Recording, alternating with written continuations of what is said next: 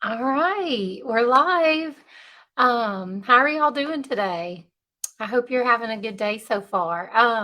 Do you guys like this new time? Let me know because I had some requests that some people would be able to more people would be able to join if I had it around lunchtime. So, and I know that depending on, hey Angela, I know depending on where you're at and what time zone you're in, it'll be a little bit different. But let me know if you like this new time. Um, and let's just get started. So today's topic is our Q&A. We've been having them about once a month now. So I've been getting several questions every month. So this I think this is working pretty good for now, once a month. Okay, good, good. Thanks. So I got quite a few questions. I think I got about 7 questions this time. So I'm going to go through those first, and then if any come through during the live in the comments, then I'll answer those after I get through these. But I wanted to get through these first because they were submitted ahead of time. So if you're joining me live, let me know, say hi. And if you have any questions during this live, put them in the comments. And if you're joining me on the replay, you can put in your questions as well. So feel free to do that. All right. Well, my first question was, how do I balance my blood sugar naturally? And this is a really good question because not all of us want to have to be on medicine and feel like we have to be on medicine our whole lives to control our blood sugar. So if you're interested in balancing your blood sugar naturally, then you're in the right spot because that's what I help people with. Um, so really the best way to balance your blood sugar without having to take medicine is first to know what your blood sugar is. How are you going to balance your blood sugar and get your blood sugar to a normal range if you don't know what it is? So that's the first thing I would say is know your fasting blood sugar, know what your blood sugar is before and after you eat. Know what foods are doing to your blood sugar. Know how your blood sugar, how your body and your blood sugar are reacting to the foods you eat.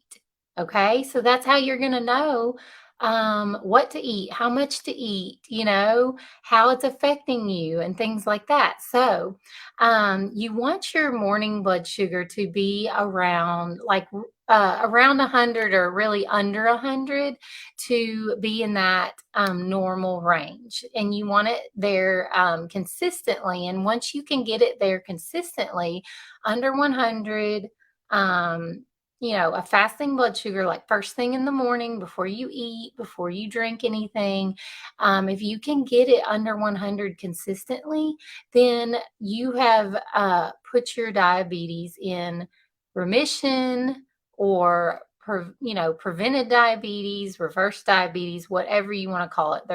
People call it different things. I call it reversing it. So if you can do that consistently for a period of time, that means you are in the normal range and you're no longer pre-diabetic or diabetic. And then at meals, you want to take it before you eat, and preferably, it doesn't have to be exact, but maybe around an hour after you eat. Sometimes you can do 2 hours after you eat if you're like busy and you're not, able to do it. That's understandable. So, you want to take it before each meal, and there and when you take it before the meal and then after the meal, you really you don't want it to go up more than 30 milligrams per deciliter. that is going to be a very healthy range for you to prevent diabetes, reverse diabetes, stay in the normal range. And if it is going more than 30, I say 30 points, 30 milligrams per deciliter, then then you're going to want to look at what you're eating, how much you're eating, things like that. Are you sensitive to something? Some people can be sensitive to dairy, to gluten, to different um, types of foods that is causing them to have a big spike. So you've also got to look at that. And then when you do this for a period of time, when you're testing it and seeing what foods do to your body, seeing how you react, then you can kind of see, okay, these foods I do really well with, and these foods I don't. So I need to eat more of this and less of this, or less often, right? And so that's really how you can form a plan for yourself to prevent or reverse diabetes. So the question was, how do I balance my blood sugar naturally? So I'm guessing that you have high blood sugar and you're wanting to lower it naturally, like without medication. So that is going to be your best bet, is to get a blood glucose monitor and start testing your blood sugar. And then once you know these things, it's just all about having that data so you can use that to know what to do next. So I hope that that answers your question. You could also keep up with it, like just write it down, write those numbers down, or keep up with it in an app, some kind of app like MyFitnessPal or Carb Manager. And you don't have to follow what these apps are telling you, what you should be hitting. It's all very personalized, so you've got to consider. Yes, Carb Manager. um it's good to consider, your lifestyle, your activity, all these different things. And then that's how you figure out what you need your macros to be. So some of these apps don't always consider everything that I would consider for your macronutrients. And then also your goals, like if your goal is to balance your blood sugar, then you're going to have different macronutrients than someone who that's not their goal, right? So you can keep track of this, and then after a few weeks of doing this, you're going to kind of get a better idea of what you need to be eating, how many macronutrients. Macronutrients are protein, carbs, and fat. So you'll get a better idea of what you need to be doing from this data that you're keeping track of. So I hope that that helps you. And you know the I think two of the biggest things, and I think I have a question about this later where I'll address this more, but I think two of the biggest things that affect your blood sugar are your food and your stress level. So yeah, the Carb Manager helps you stay focused. Yeah, it really shows you how much you're eating, and what and why your blood sugar is the way it is. So it's good. But so that's the other thing you'll have to look at too, if you're trying to balance your blood sugar, and food doesn't seem to be working, like you tracking it and like really trying to focus on that. If that doesn't work, then you've got to start looking at your stress.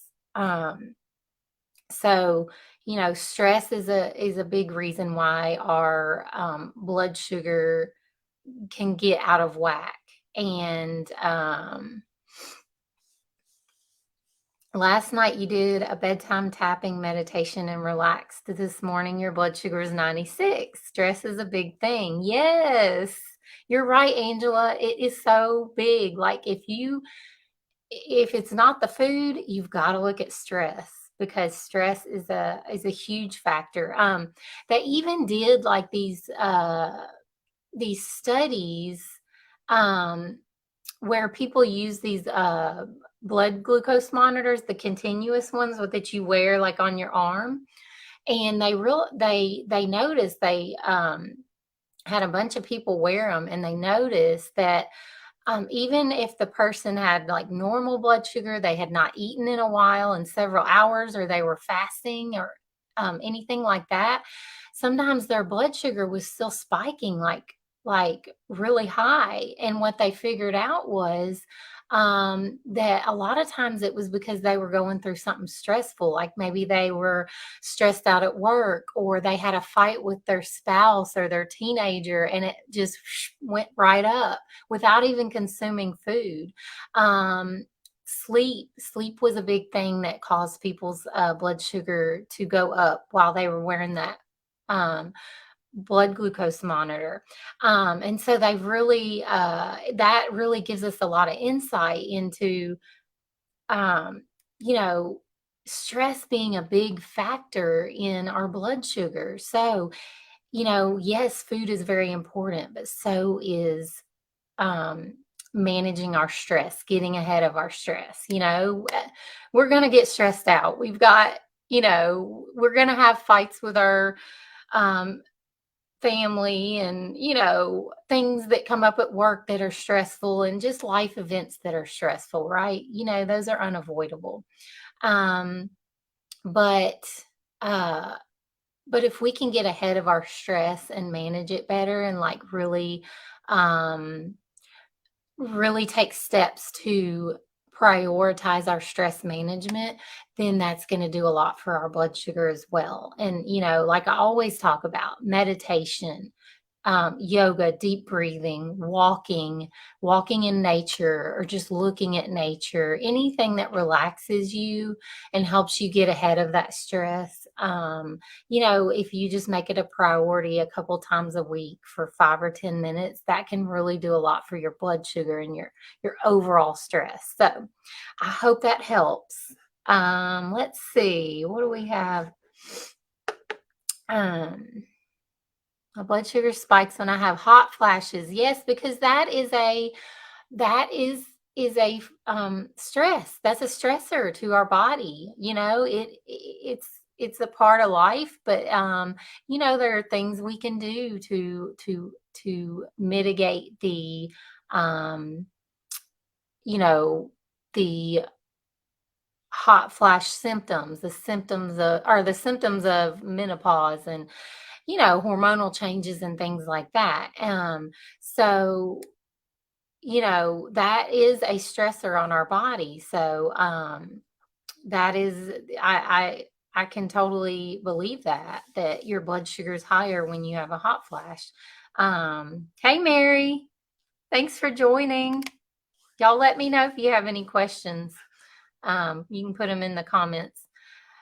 I didn't want to believe stress made a difference, but it's crazy when I track it, the difference I see. Yep, I know it is like, it is. So I hope that answers your question about how to balance your blood sugar naturally. Just look at those two things, your food and your stress.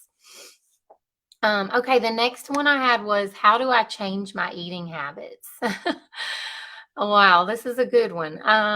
So this tells me that you do realize that you have eating that what you eat is a habit, right? So our eating patterns are a habit.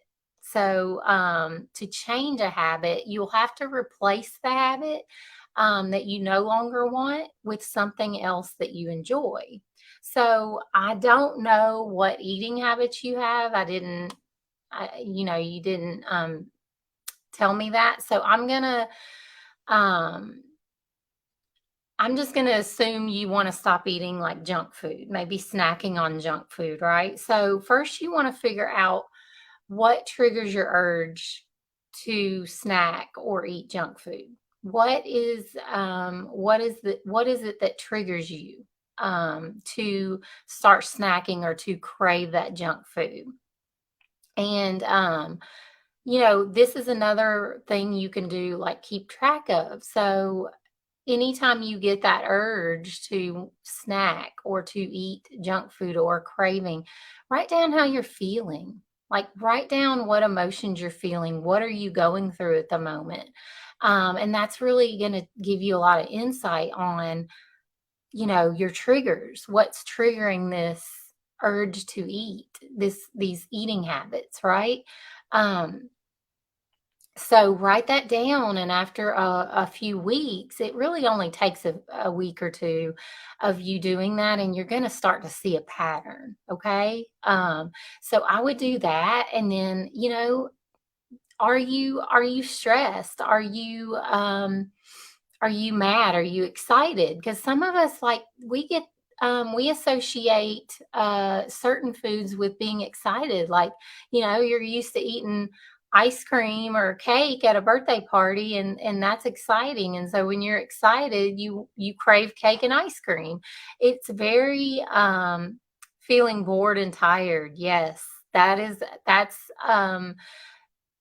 true for a lot of us. We get bored and we want to munch on something. Um, so I understand that. So anyway, write it down, and you'll start to see a pattern after a week or two. And then you'll be able to identify what's causing you to snack or causing that urge. Um, so it may be that you get stressed at work every day at 8 a.m. because you have to go talk to your boss, or that you associate relaxing at night with snacking. A lot of us do that. So many people do that. You're finally able to relax on the couch, watch a TV show or a movie, and it's just a habit to go get something to snack on while you're watching TV. And so, these things trigger us to have these cravings. If you've been doing that for 10 years and your body's so used to it, well, it might be an automatic habit by now and you don't even realize it is. Or, it's just like your body craves it at 8 o'clock every night because that's when you sit down on the couch to watch TV. These things we have to identify. And then if we really want to break those things, we've got to replace that habit with a non-food habit. So that is the simplest way, the best way to get rid of eating habits is to replace it with something else that you enjoy, that is non-food, not a non-food habit. And this will help you, really after a few weeks of doing it, this will help you replace that habit and have a new, healthier habit, or one that serves you better. Because if you don't want if you don't want the eating habit, the snacking habit, um, if you no longer want it, it's not serving you, it's not making you happy anymore, it's not serving a purpose like it may have used to, and you don't want it, then you have to replace it with something better that serves you better. So, and you could, if you're sitting on the couch, like, some good things to do are, like, I've known people who start, instead of snacking, but they need something in their hand, they'll get like 3 or 5 pound dumbbells and just lift them while they're watching TV, or they'll play with like a fidget toy or something like that to keep their hands busy, to keep their mind off of the snacking. And so then they replace their snacking habit with something else that keeps their mind off of it. So you could try those things. But this is how you change habits. And you figure out your trigger, you replace it with a habit that serves you better. And it's never a good idea just to cut out the habit and not replace it with something else. It'll be more sustainable if you put something in its place to avoid wanting to go back to it. So I hope that makes sense. I hope that helps you with your eating habits. And Yeah. I hope that helps because that's what really helped me because I was a nighttime snacker as well for years. And that's how I had to do it. That's how I had to do it. So you like that? Good. Yeah, it really does help. I mean, it's been 6 years for me and I don't snack at night anymore. So, um, yeah, it's really helped me and it's helped my blood sugar tremendously. So, try it. Um, okay, the third question I got was, should I count macros or just focus on clean eating? So, both are fine. And I think it depends on what will be more sustainable for you. So, if you're counting macros or tracking them in an app, um, and that doesn't stress you out, then I think it's a great way to hit your health goals.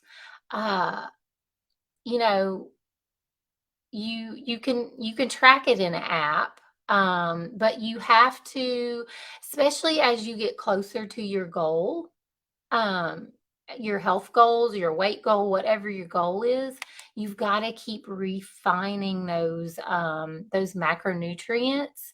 Like if you're 20 pounds away, 10 pounds away from your weight goal, then you're going to have to keep refining those macronutrients so you can keep moving, moving the scale or losing inches, whatever you're keeping track with. Um, so, that can be a great way, but, you just have to um, keep basing your macros off of, like different factors like your height, your weight, your lifestyle, how much activity you're getting, and all these different things, to keep seeing, the inches come off. So hopefully that makes sense. And so as far as the clean eating goes, this just means that you're eating whole unprocessed foods, which we should all be doing anyway, right? We should mostly be eating whole unprocessed foods. So this is great too. If you don't like the idea of having to track and put all your food in an app, then you can go with this and just eat whole unprocessed foods, and this is going to be a great thing too. It's way better than, tracking a bunch of packaged box processed foods, you're going to be a lot healthier than you were if you just go with the whole unprocessed foods. Um, so you just want to focus on mostly like whole foods, and just clean up your diet more than it used to be. Like, maybe have one or two meals that aren't whole unprocessed, like more processed food, but for the majority of your food needs to be whole unprocessed food. And that is a great way to prevent health issues, reverse health issues, lose weight, whatever it is, balance your blood sugar, whatever it is that you are, what your goal is. This is a great way to do it. Um, so so anytime we clean up our diet and eat real food, you're, like I said, you're going to lose weight. You're going to hit your health goals. It's very unlikely that you won't, because you're going back to eating like your ancestors did, and like, we didn't have processed food back then. They didn't. And so anytime you do that, it's going to be a good thing. It's going to be good for your health. So, e- you know, either one, you can count macros, you can focus on clean eating, either one, just stay consistent with it. And you'll hit your health goals. So I think it just really depends on your personality. Um, so do what sounds better to you. Do what you feel like you can do long term. That's what I would say. What will be sustainable for you, realistic for you.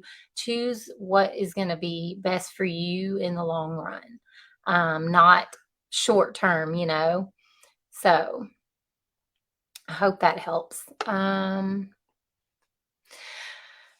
Okay. The next question I got was, is fasting healthy? So, yes, it can be. It definitely can be. But you really have to consider a few things so you can decide what's best for you. So fasting can be a great tool to help with weight loss, to heal and prevent disease, and even to help you live longer. Like they have a lot of studies now that say people who fast, they live longer, because it extends their life. Their body is like younger. It's getting younger as they fast. So, but if you aren't careful and you don't really know what you're doing, then you can really mess up your hormones. So, especially us as women. And that can cause a lot of other health issues if we mess up our hormones by like over fasting. Just like, I've told y'all before about over exercising. That can mess up your hormones as well. We don't want to overdo things. We want to do the right amount for us, right? And the right amount for you may be different from what I do, or from what your friend does, or your husband, or whatever. So you really have to do what is right for you. And not just do what some doctors on TV or on YouTube tells you to do, or somebody on social media. You have to listen to your own body. So that is my thing with fasting. It can be a great tool, but you cannot ignore your body, because you want to fast, right? I hope that makes sense. So, so I like the approach of intuitive fasting. That's what I teach my clients. That's what I do myself. And this just means fasting when it feels right and not on a rigid schedule. You know, I don't like it when somebody's like, well, I have to fast till 12 o'clock, so I can't eat, even though my stomach's growling, even though I'm starving. I don't like that, because you're ignoring your body, you're ignoring its signals. And so, yes, I've taught you intuitive fasting. Yes, it's so relaxed and stress-free. It is. You just eat when you're hungry. You eat when your stomach is like telling you it's time to eat. And to me, it's so much less stressful than, like you said, Angela, it's less stressful. You're not on a rigid schedule. And so I think that you just have to know what you're doing. You can't fast so much that you ignore your body. And um,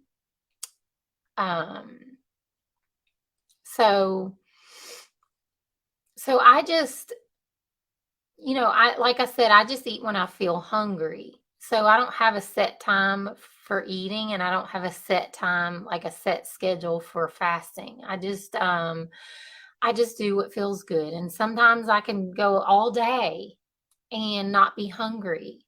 And then some days I need 3 meals. It really depends on a lot of different things, your hormones, and, what's going on. What you ate the day before can make you want to eat more or less the next day. It really does depend. So listen to your body, and I would suggest to practice intuitive fasting, like when it feels good, when it feels right. And I wouldn't ever force yourself to eat just because it's time to eat. If you're not hungry, why are you going to eat? So pay attention to that too.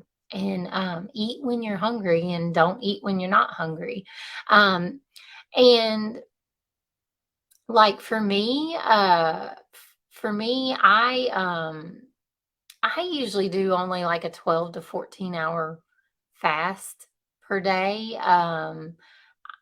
That's just what usually feels good to me, but like around my menstrual cycle, like the week before, I don't really practice any fasting, not more than like 12 hours or something, because I don't want to mess up my body's already in a stress state when we're getting ready to have our menstrual cycle, and we don't want to stress it out more and disrupt our hormones even more than they already are at that time, by fasting a long time. So I around your cycle, like the week before, I wouldn't do any more than like 12 or 14 hours, just because that can really give you some hormonal imbalances. So yeah, I don't usually fast around that time. But then the other weeks, like when I finally do start my period, and then like um, the other 2 weeks, I can do longer fasts, and that won't be as hard on your hormones. Um, and like I said, that's just because the your body is under more stress that week before your period, and so you don't want to.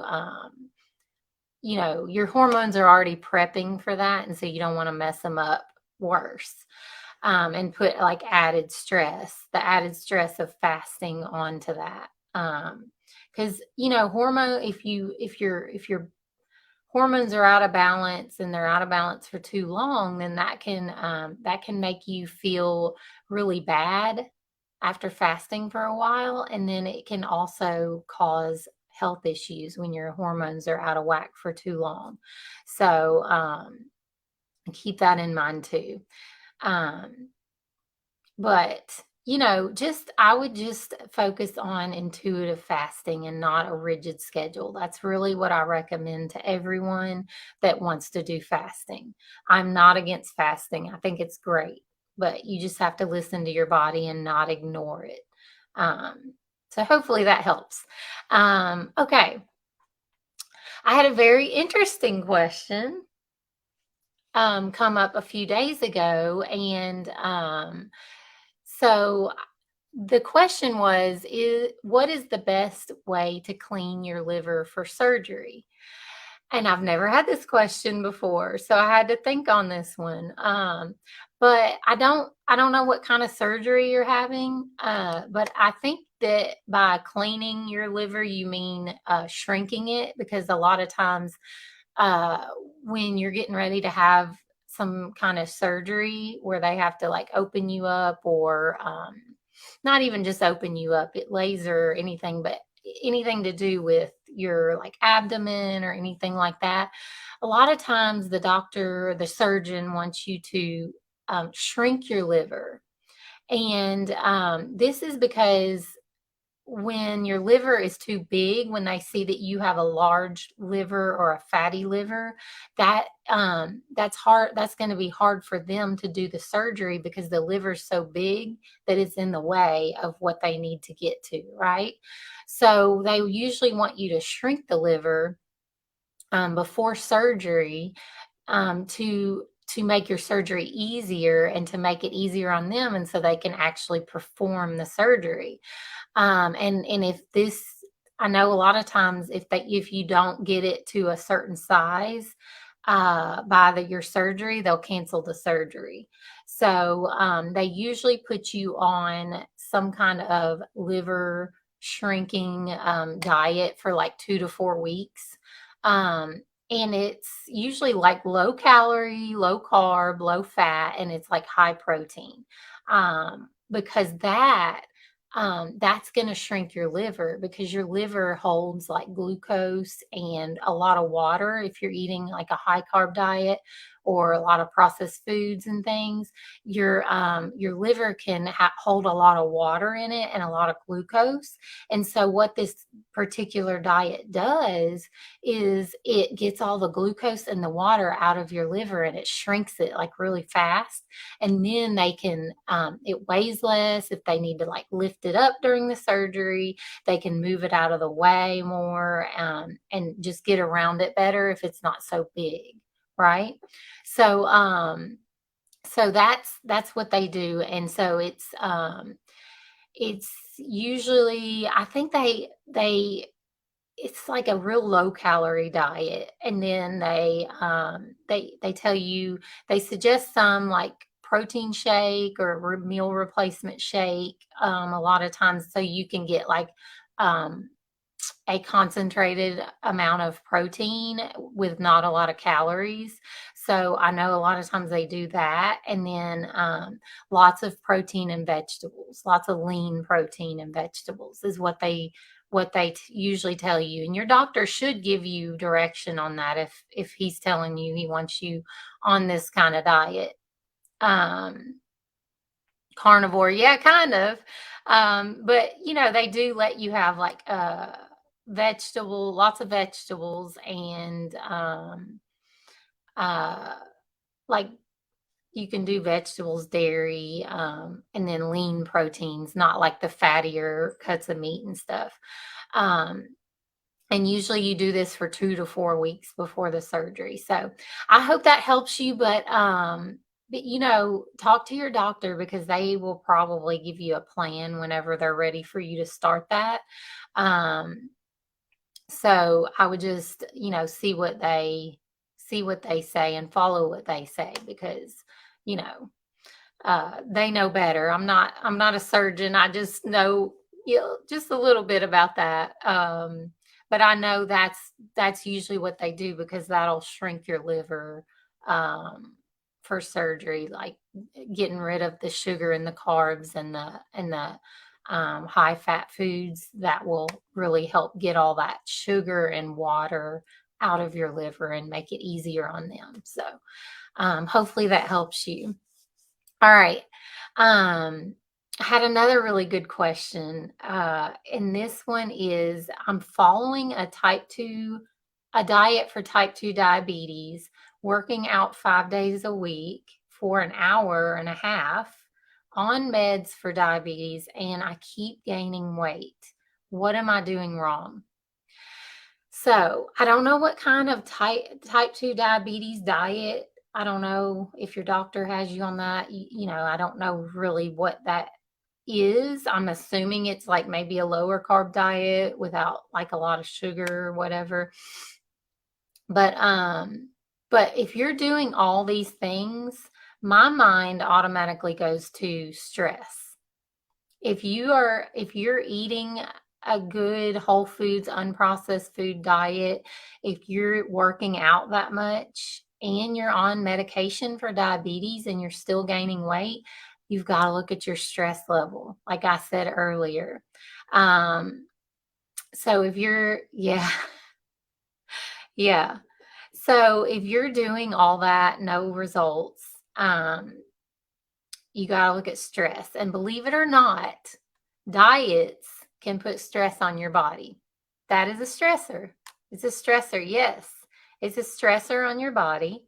And so because you're asking your body to adapt to a new way of eating. And for a while, before your body gets used to that, that is a stressor on your body until it gets used to it.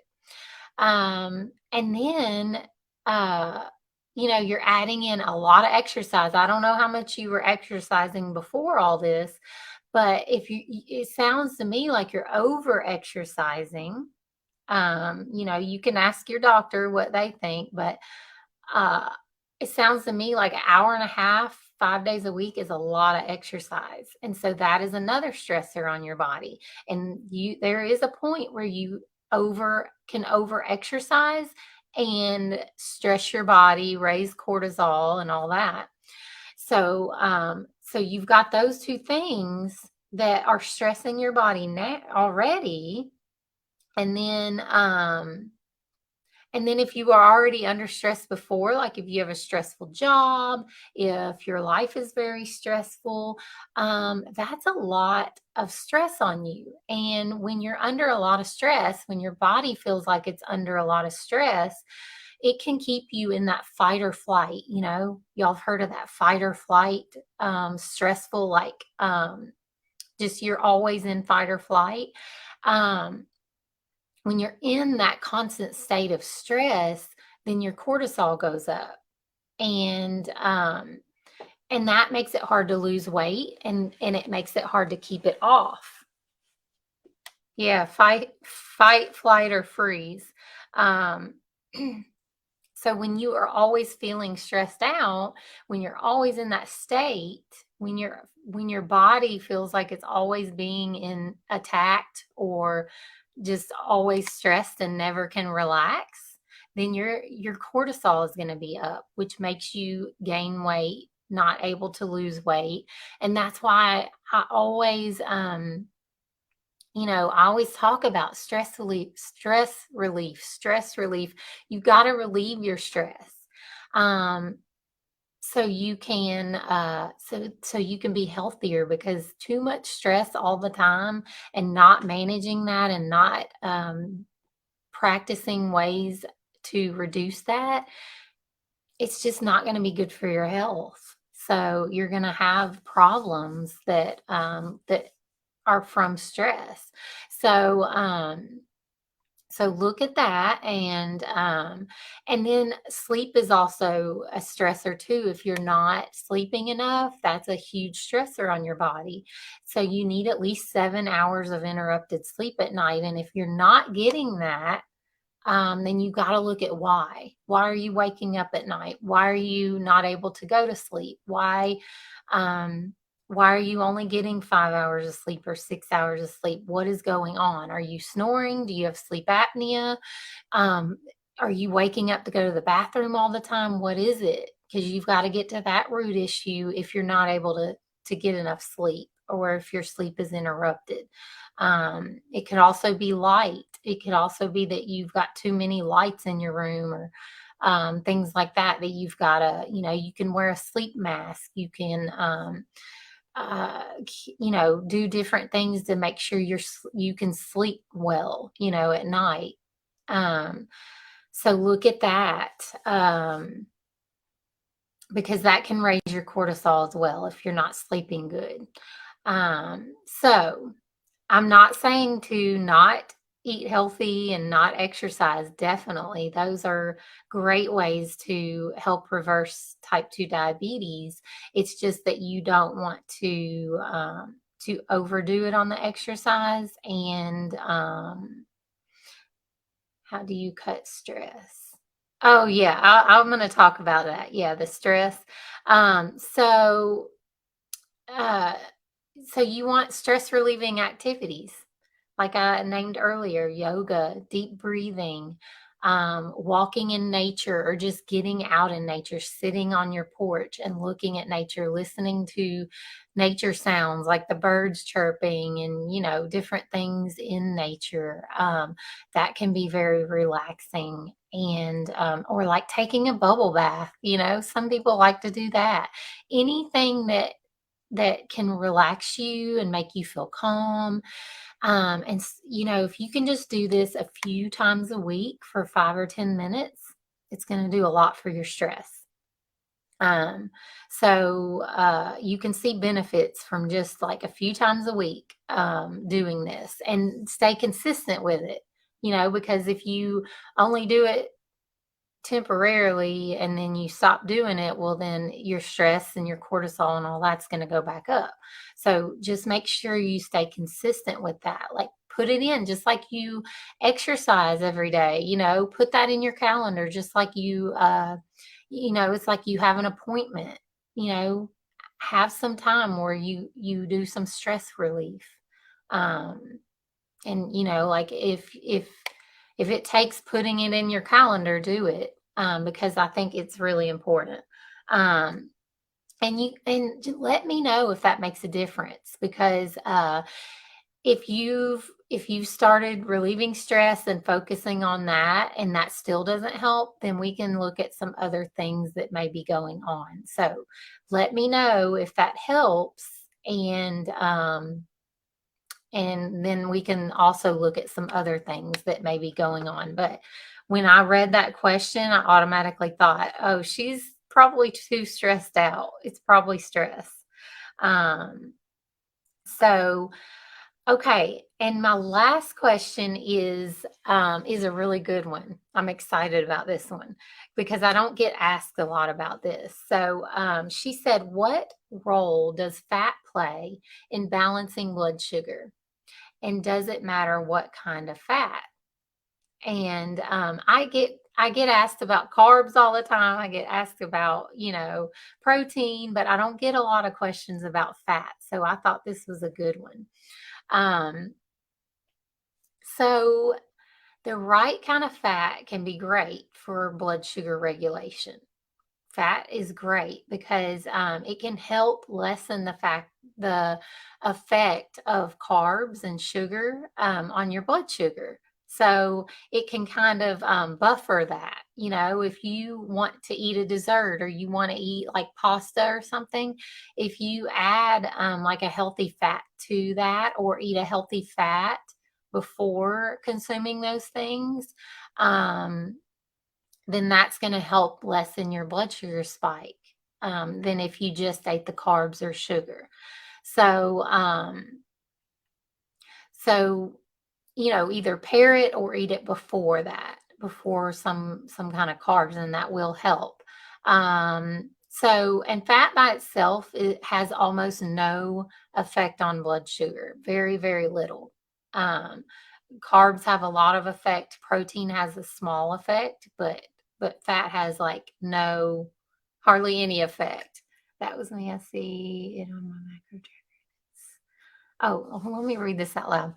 That was me. Okay, yeah, that was your question, Angela. I see it on my macro tracker and it's on the assessment you did with me, but I have been so focused on protein and carbs, I forgot. Okay. So are you are you coming way under your fat or going over, or is it about, let me know, Angela. Um so uh so yeah, you can go overboard with fat. Um it's not like you have to like hit fat goals, you're gonna get fat naturally. Like if you're eating whole foods, you're eating proteins and stuff, you're gonna get the fat that you need, right? So I don't want you to just go around eating fat all day. Don't like say, "Oh, I got to get 100 grams of fat." Don't do that. Just especially if you have like weight loss goals or something. You don't want to just overdo it on that. Um, so also, it's good to eat. Like fat is an essential nutrient, so it's good to eat the healthy fats because they have essential vitamins in them that we need. And if we are on a low fat way of eating for too long, we will be deficient in those fat soluble vitamins like A, D, E, and K. We will be deficient in those if you stay low fat for too long, and then you can develop other health issues when you're too deficient. So, we want to choose healthy fats. Yeah. Yes, avocado, nuts, olive oil. Um, we want to choose healthy fats over the man-made or altered fats, right? Like the trans fats. So you want meat, fish, eggs, coconut oil, olives, avocados, nut butters, nuts, um, avocado oil. Meats have a fat in them too, and that is good. That's a good natural fat. It's not a man-made fat. So you want those natural fats that are found in whole foods. Okay.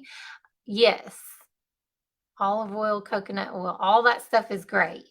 And then you're going to also get some fats from your meats and proteins and things. And then you want to stay away from fats like canola oil, vegetable oil, soybean oil, palm oil, um, safflower oil, partially hydrogenated oils. Those are all man-made, like altered fats, like we've altered them in a factory. And our body doesn't recognize those things, right? It doesn't recognize those fats. And so it just, what they really do is just they're toxic. They're toxic to our body, and they just put inflammation on us. And then inflammation can show up as gaining weight, gaining fat, water weight. It could be like eczema, acne, like skin issues, anything like that. It just depends on you and how your hormones in your body reacts to these fats, how it will show up for you if you're eating, this stuff. So, stay away from that margarine and that Crisco and any hydrogenated oils. And it's big time. They're big time in salad dressings and condiments and things like that. So look out for that stuff and find those salad dressings that have avocado oil in them, coconut oil, olive oil, things like that. That's going to be a lot better for you than these hydrogenated oils, these altered oils. So, that's just, they're toxic to your body. And I'm not saying you can't ever have them because, you don't know if you go out to eat or, to someone's house, you don't know what's in the food. And I'm not saying you can't ever have that, but, as much as possible, like when you go grocery shopping and things like that, look for that because the less, the better. The less of those hydrogenated oils and trans fats you have, the better. The better you're going to be overall. Yes, olive oil mayo. I like that stuff too. I get the Primal Kitchen olive oil mayonnaise, and it's really good. Like I don't know a difference between that and like Miracle Whip or anything. So it's a lot better for you because it has the I think mine has the avocado oil in it. Yeah. Um yes, peanut butter, almond butter. Just make sure that it doesn't have like that hydrogenated oils and the sugar, like sugars and things. You really want a peanut butter or a nut butter that has just the nuts and the salt. And that's it. No added sugar, no hydrogenated oils. Um, so did I miss how much fat do you recommend? I can't recommend how much fat because it's individual. So it's very individual. You'd have to get your macros done, which I do if you're interested. But um it it depends on so many factors. So I can't just tell you one number and that's going to be right for everybody. It has to, it's personalized. So yeah, I can't really recommend that. I got that. And Primal has a chili lime mayo. Yeah, that sounds good. Chili lime mayo. You can make your own peanut oil and almond butter at Whole Foods. Yeah, with the little thing, and you can watch it process. That's that's as whole as you can get, right? Like as whole food as you can get. Jennifer does an amazing nutritional assessment that is personalized. I love mine. Yes, thank you, Angela. Yes, I do a personalized nutrition blueprint if anybody is interested in that. I take into account a lot of different things and really get it personalized to you and it comes, it's not just macros, it's like a whole plan that is based on your goals that you're wanting, and that's going to help you get there. So it's called a personalized nutrition blueprint. I'll put the link to it in the comments when we get done here. But your class is awesome too. Oh, thank you. Is this Mary? It just says Facebook user for me. Yeah, thank you, Mary. I appreciate that. I can put that in there too, that my course, Confidence, Cravings to Confidence. That's a course that if you if you're having trouble with habits and cravings and you want to overcome those, that is a course that I offer. So if you guys have any more questions, you can get them in real quick. But that's all I had that came in like before. Um, I've lost 28 pounds and reversed my prediabetes with my assessment blueprint. Yes, Angela, she has. She has lost 28 pounds, um, reversed her prediabetes. Yes, and I'm so proud of her.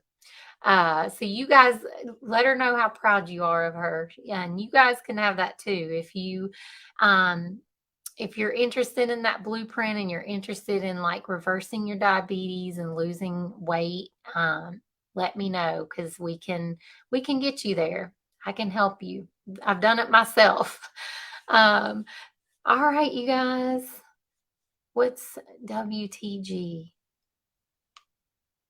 I'm just thankful for, oh, thank you. I'm thankful for you, Angela. I appreciate you. You're awesome.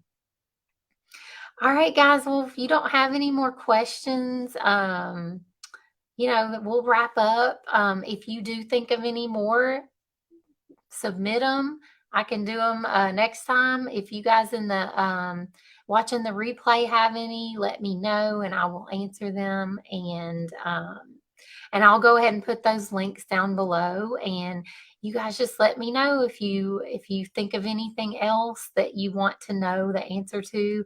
I hope this was helpful, and I really appreciate everybody who sent in these great questions. Like, these were really good questions, and I'm just so thankful that you guys are submitting them, and because I have fun answering them.